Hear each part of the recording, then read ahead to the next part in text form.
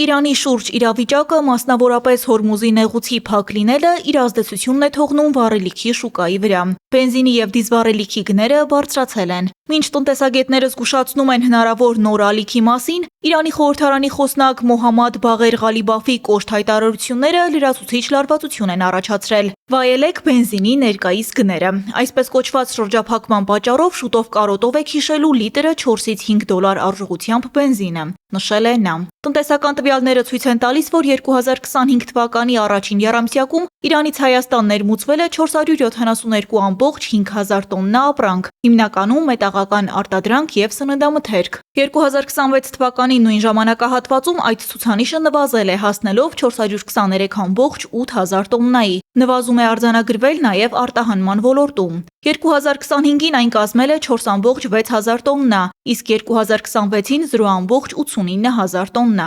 Քաղաքագետ Բենյամին Պողոսյանի խոսքով Հայաստանի ապրանքաշրջանառության 9-ից 20%-ը անցնում է Իրանի տարածքով։ Տնտեսական առումով կարող եմ ասել, որ ազդեցություն կա, բայց գոնե մինչ այս պահը, այսպես ենք, չի կարելի ասել, որ այդ ազդեցությունը չափից դուրս շատ է կամ կործանար։ Տնտեսագետ Սուրեն Պարսյանն էլ նշում է, որ պատերազմը ազդեցություն է ունեցել Հայաստանի տնտեսության վրա թե ուղղակի, թե անուղղակի ձևերով։ Ուղղակի նշեմ, որ բեռնափոխադրումները հարավային ուղղությամբ, որը մեր ընդհանուր առևտրաշրջանառության մոտ 10-ից 15%-ն է կազմում, դադարեցվել է կամ սահմանափակվել է։ Տնտեսագետը վստահեցնում է, բեռնափոխադրումների հիմնական ուղղությունը դարձել է Փոթի նավահանգիստը։ Պարսյանի խոսքով փոփոխված երթուղին պահանջում է ավելի մեծ ծախսեր։ Եթե նախկինում Չինաստանից Հայաստան բեռները Իրանով Բանդար Աբասի միջոցով հասնում էին մոտ 60 օրում, ապա այժմ այդ ժամկետը դարձել է շուրջ 75 օր։ Ըստ նրա, մի շարք ապրանքների դեպքում Իրանից ներկրումը նաև դադարել է, իսկ սննդամթերքի ոլորտում արձանագրվել է զգալի նվազում։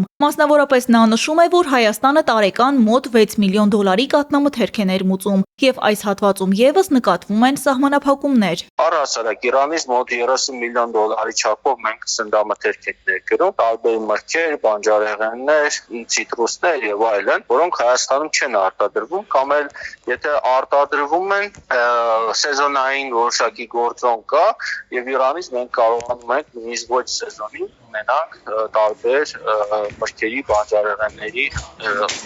օգտագործման հնարավորություն։ Բենյամին Պողոսյանը հիշատակում է Կենտրոնական բանկի վերջին գնահատականները։ Եթե Կենտրոնական բանկի գնահատականներին ենք նայում, ըստ Կենտրոնական բանկի պատերազմը մինչև 1.7%-ային կետով, ոչ թե տոկոսով, այլ 1.7%-ային կետով կարող է 2026 թվականի ինֆլյացիայի վրա ազդեցություն ունենալ, որը իհարկե այսպես են փոքր թիվ չէ, բայց որքանով ես եմ հասկանում, դա չի կարող շատ ծանր հարված լինել մեր տնտեսության եւ այդ թվում նաեւ մեր սպառողների համար։ Մինչ այդ Սուրեն Պարսյանը նաև ուշադրություն է հրավիրում այն հանգամանքի վրա, որ Հայաստանը որպես էներգակիրներ ներկրող երկիր ներկայում ստիպված է ավելի բարձր գներով ձեռք բերել բենզին և դիզել։ Ներկրողները ստիպված են լրացուցիչ գումարներ ծախսել բեռնափոխադրման համար, նույնն էլ արտահանողների պարագայում նման խնդիրը կա, նրանք լրացուցիչ գումարներ են ծախսում բեռնափոխադրման համար, տրանսպորտային ծախսերի համար, ապահովագրությունն կտրուկ թանկացել այս պատերազմական իրավիճակով պայմանավորված, այսինքն դա բոլոր ուղղություններով իր ազդեցությունը թողնում։ Տնտեսագետը վստահեցրեց, որ թանկացումները ազդում են թե ներկրողների, թե արտահանողների վրա։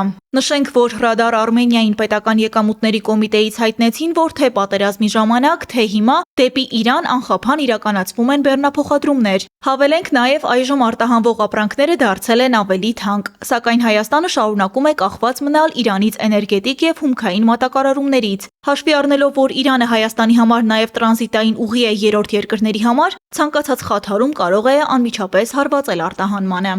Լիլիթ Աբրահամյան, Ալվարդ Բաղդասարյան, Ռադար Արմենիա։